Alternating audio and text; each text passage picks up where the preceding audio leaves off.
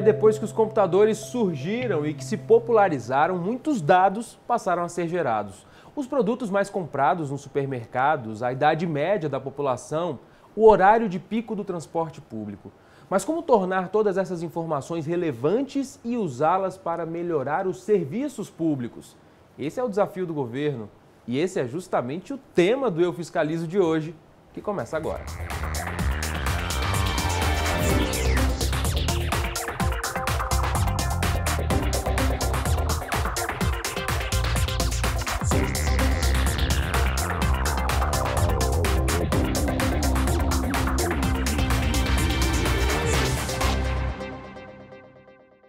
Primeiro vamos explicar o que acontece por trás das telas e das plataformas das redes sociais.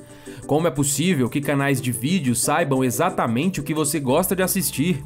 Como sites de compra são capazes de descobrir seus gostos, seus estilos musicais? Tem uma rede de sites dentro que são associados ao Google, que quando você utiliza, você salva em cache a sua navegação.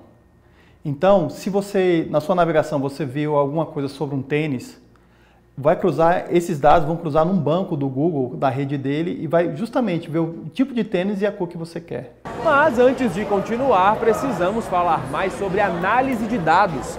E como o próprio termo diz, é a análise de informações qualitativas e principalmente quantitativas. Por exemplo, quantas pessoas passam por dia por uma grande rodoviária?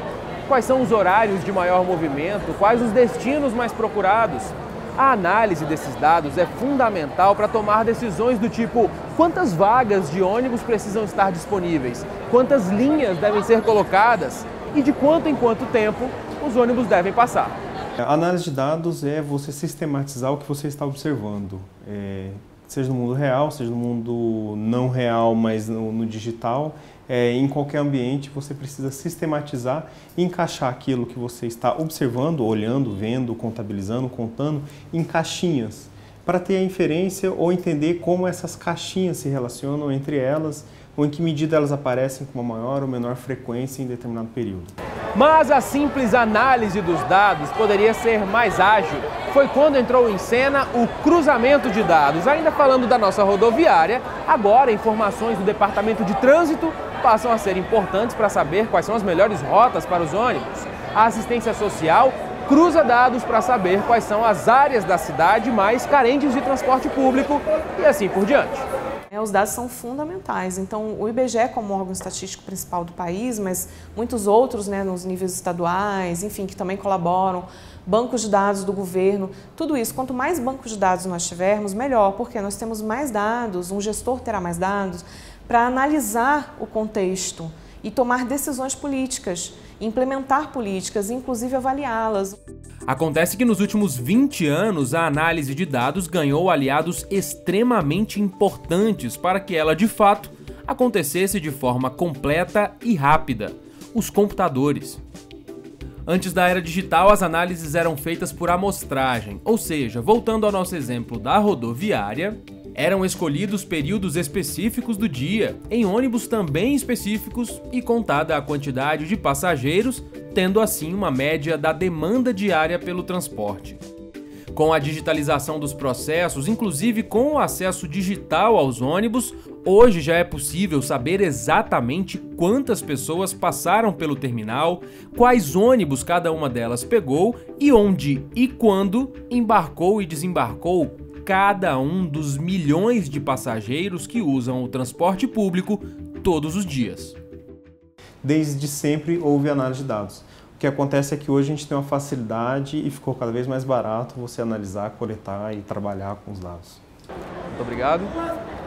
Hoje o nível de precisão e informatização dessa análise de dados chegou a tal ponto que passar o meu cartão de crédito, por exemplo, não significa mais apenas pagar pelo que eu comprei.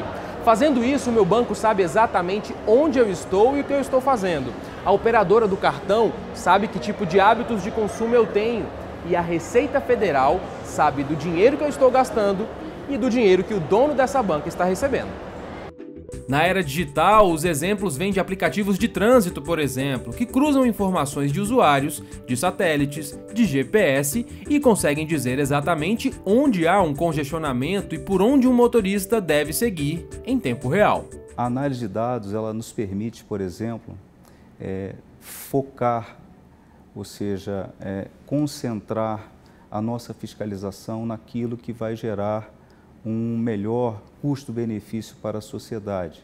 Então, antes de fazer uma determinada fiscalização, o que se faz analisa-se previamente todas as informações a respeito daquilo que se vai fiscalizar e então, a partir dessa análise, se escolhe um pequeno subconjunto de pontos a serem fiscalizados, mas que eles são representativos, são significativos dentro do contexto que se vai fiscalizar.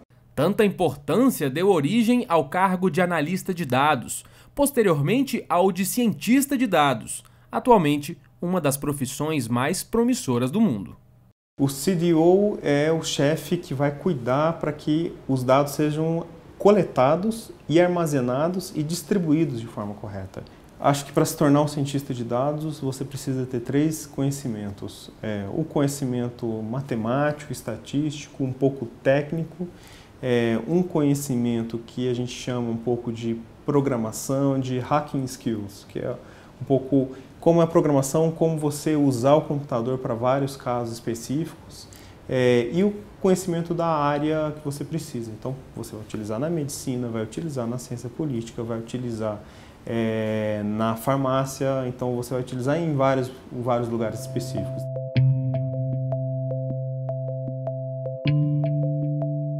No próximo bloco, o que a análise de dados tem a ver com o trabalho do Tribunal de Contas da União e o que já foi encontrado pelo tribunal utilizando essa ferramenta. Eu te conto já já.